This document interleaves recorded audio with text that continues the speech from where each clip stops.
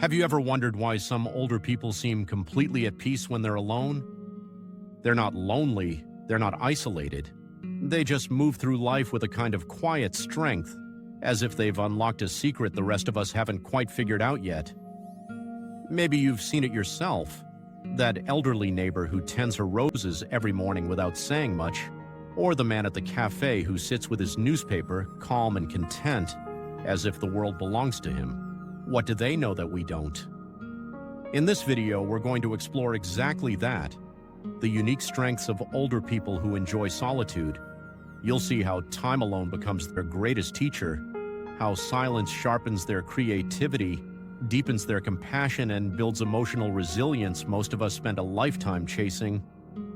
By the end, you might just see solitude in a whole new light, not as something to fear, but as something powerful, peaceful, and deeply human. 1. They know themselves deeply.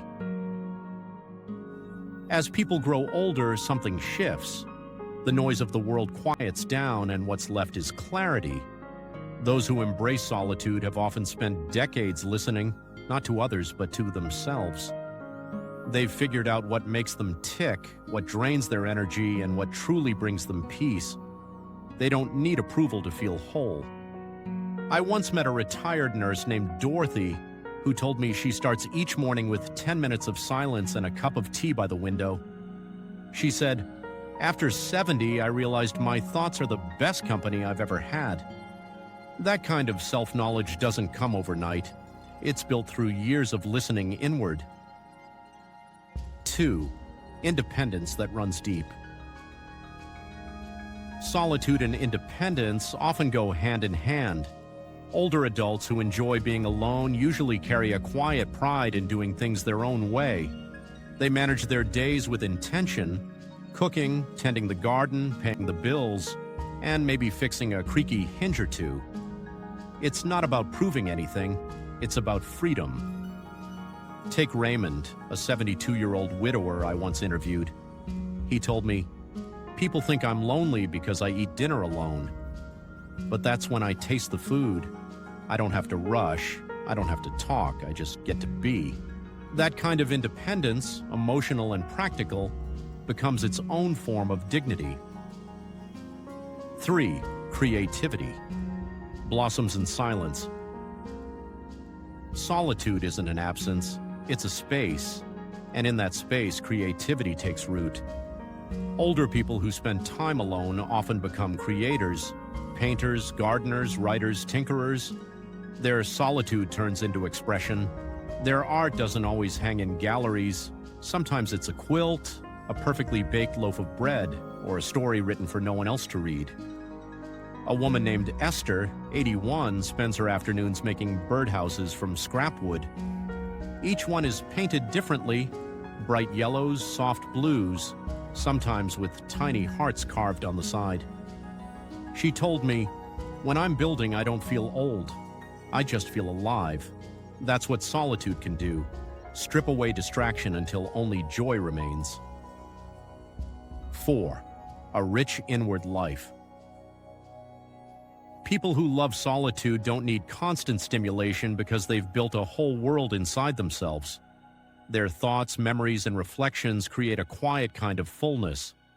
Conversations with them rarely stay on the surface. They speak from experience, about the patterns of time, about forgiveness, about what truly matters once you've lived long enough to let the small things go. I remember visiting Mrs. Chen, an 88-year-old former teacher. She spends most of her days reading, journaling, and tending to her plants. Her words stay with me. People chase excitement. I chase understanding. Her solitude isn't empty. It's alive, a place where wisdom grows. 5. Emotional resilience. By the time someone reaches their 70s or 80s, they've weathered storms most of us can barely imagine. Loss, change, the slow reshaping of the body and mind, and yet many of them stand steady. Solitude teaches emotional resilience. It forces you to sit with yourself, to face grief, boredom, and fear until they soften into acceptance. There's a calmness that comes when you stop running from silence. I once met George, a veteran who lost his partner after 50 years together. He told me, "Grief doesn't leave, it just changes seats. Now it sits quietly beside me." That kind of strength isn't loud. It's forged in the quiet hours when no one's watching. 6. Gratitude for the small things. As people age, the big milestones, promotions, moves, celebrations, fade into the background. What rises instead are the little moments, the soft light through a curtain, the sound of a kettle boiling, the comfort of a worn blanket. Older people who enjoy solitude often have an instinctive gratitude for these simple things. They don't chase the next thrill. They notice what's already good. Agnes, 76, told me she ends each day by writing 3 things she's thankful for. Sometimes it's as small as the smell of rain or the cat slept on my lap. Those tiny notes, she says, remind her that life doesn't have to be big to be beautiful. 7. Empathy that runs deep. Interestingly, people who spend more time alone often understand others more deeply. They've had time to reflect on their own mistakes, emotions, and needs, which softens their view of everyone else. They listen differently. They don't rush to fix, they simply hear. I once watched an elderly man named Samuel sit with his friend at the park, saying almost nothing for an hour. Later, his friend said, "He didn't talk much, but he made me feel safe." That's empathy, quiet, grounded, and powerful. Solitude can carve out space for compassion. It's the silence between words that lets kindness take shape. 8. The wisdom of boundaries. Older people who enjoy solitude understand something many younger ones struggle with, that peace requires protection. They know when to say no. They recognize when a situation drains them and they walk away without guilt. Their boundaries aren't walls, they're gentle fences that mark where peace begins. Edith, 79, told me she used to accept every family invitation, even when she was exhausted. One day she said, "I realized my energy is my own currency. I can't keep spending it everywhere." Since then, she's learned to choose carefully, and her relationships are better for it. Boundaries, after all, aren't selfish. They're self-respect in practice. 9. Appreciation for real connection. People who love solitude don't reject others. They just value genuine connection. They've learned that not every conversation needs filling, not every silence needs fixing. Their friendships may be fewer, but they run deeper. They don't collect people, they treasure them. Arthur, 84, told me he used to attend every social event just to stay in the mix. Now he meets one old friend every Tuesday for lunch. No phones, no distractions. He said, "I talk less now, but what I say means more."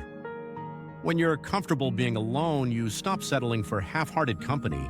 You crave realness, and it shows. 10. Peace that others can feel.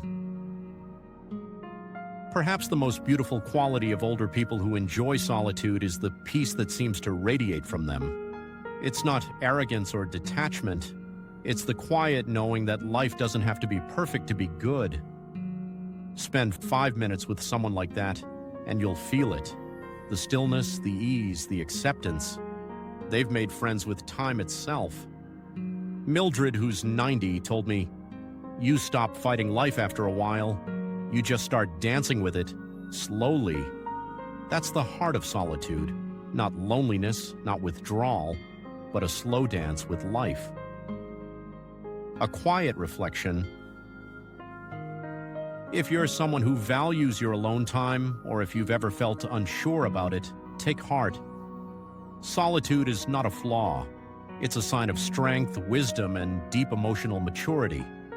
The people who learn to love their own company become anchors in a restless world. They remind us that peace isn't found in crowds or constant noise. It's found in stillness. So the next time you find yourself sitting quietly with a cup of tea or walking alone at dusk, remember this: you're not escaping the world. You're returning to yourself. Final thoughts. As we close, take a quiet moment to reflect on what resonates with you. Maybe it's the independence, the resilience, or the gratitude for simple things. Whatever it is, let it remind you that solitude can be a teacher, not a punishment. If this message touched you, consider sharing your own reflections in the comments. I read every single one, and your words often inspire new stories. And if you haven't yet, gently tap that like button, maybe subscribe, and join this growing circle of wisdom and warmth. Thank you for listening. Until next time, take care of your peace, and let solitude be your strength.